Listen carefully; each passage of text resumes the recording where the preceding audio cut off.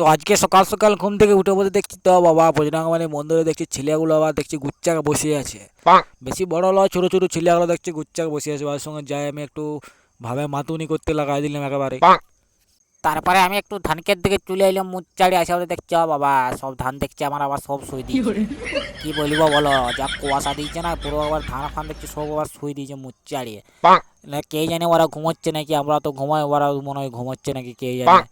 আমার তো মনে হচ্ছিল যে ওরা ঘুমোচ্ছে। তারপর আমি একটু চলে এলাম, তো দেখো এই পাতাটাকে দেখে তোমরা বুঝতে পারবে যে কত কুয়াশা দিচ্ছে না দিচ্ছে। তোমরা বিশ্বাস করো প্রচুর কুয়াশা দিচ্ছে, তোমরা দেখতে পাচ্ছ না পাই না কিন্তু বুঝতে পারছি, কিন্তু প্রচুর কুয়াশা দিচ্ছে। আর এখন আমি এখন ঝোড়ের ভেতরে আছি। দেখো এইদিকেও ঝোপ, এইদিকেও ঝোপ, আর এই ঝোপের মাঝে আছে আমাদের মাচাটি। তাই আমি মাচার এখানে যাচ্ছি, ঝোপে আমি ওই জন্যই আছি। আর এইদিকে দেখো আমার ভোল্টেজ নাই কিন্তু কেন নাই কে জানে, বুঝলে অন্যদিন একবারে গাছ